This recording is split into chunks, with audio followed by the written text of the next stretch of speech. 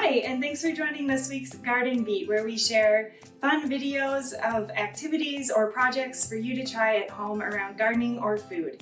My name is Jess. I work in the Sustainability Office at the University of Utah, and today's theme or topic is vermicomposting, which is the process of using worms to turn your food scraps into worm castings, which can serve as an excellent fertilizer or soil amendment in your garden or in your house plants.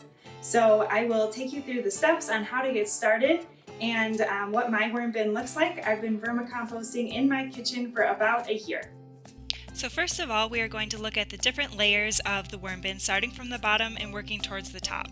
So you likely saw in the before image that I have two plastic totes stacked inside one another.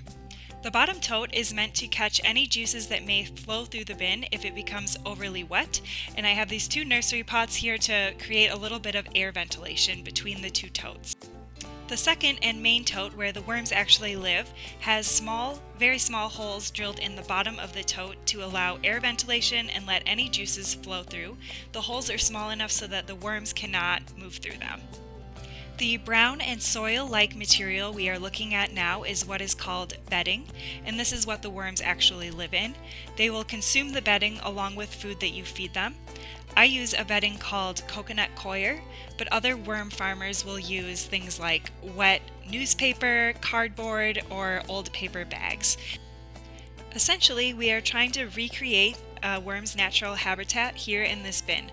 So their bedding is nice and moist. Since worms breathe through their skin, they cannot live in dry environments. And we also provide them a space where they can bury deep within the bedding so that they can find a dark area. The most commonly used species of worm for vermicomposting is the red wiggler, and people tend to like this type of worm because they evenly distribute themselves throughout the bedding, unlike some other species of worms who may try to all bury to the deepest point of your bin. The top and final layer of your worm bin is 2 to 3 inches of just dry paper materials. This keeps worms from crawling out of your bin since they really don't like dry environments. And you also don't need to put a plastic lid on top of your plastic tote, which allows for more airflow. So some materials you can use for your dry layer on top is egg cartons, old shopping bags, or just paper that comes maybe in the mail. Now that we know how to start a bin and what it consists of, we're going to talk about feeding the worms. So it's a general rule of thumb that your worms can eat about half of their weight every day in food. So if you start off with a pound of worms, they can eat approximately half a pound of food per day. A lot of people just feed their worms once per week though, so that would be about 3.5 pounds of food per week. And that's the way that I feed my worms. So I save up like all my bread in heavy duty plastic bags, and I put any food or vegetable scraps that my worms can eat into this bag, and then I put it in the freezer when it gets full or if it starts to get a little gross.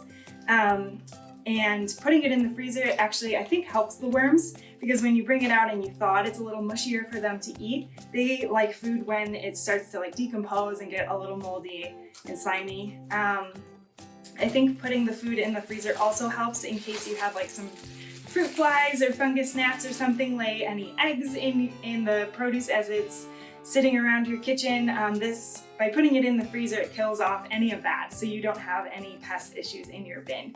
And then I do have, as you add nitrogen, you also have to add carbon, just like any other composting scenario.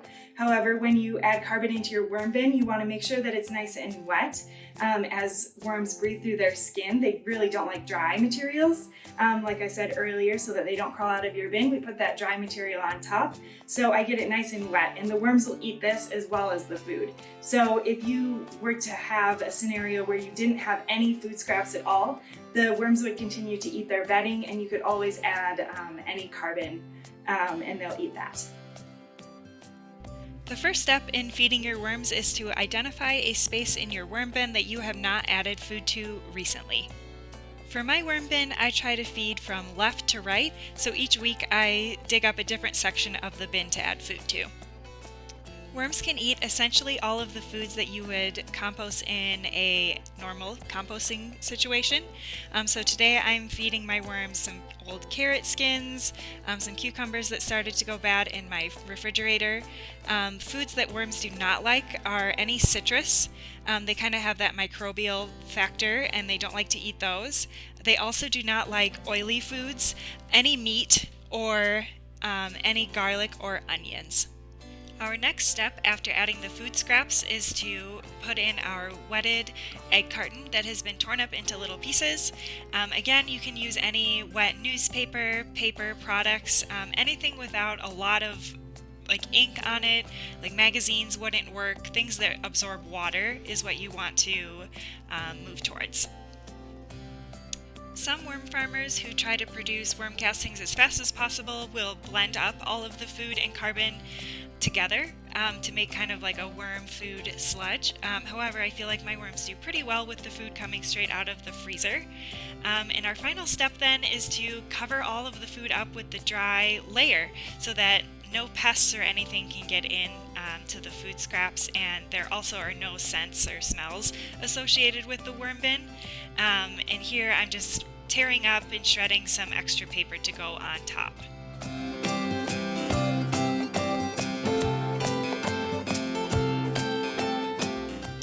I try not to disturb my worms too often, although it is fun to check in on them, but I wanted to show you how fast they get into the food that I fed them 2 days ago to start breaking it down.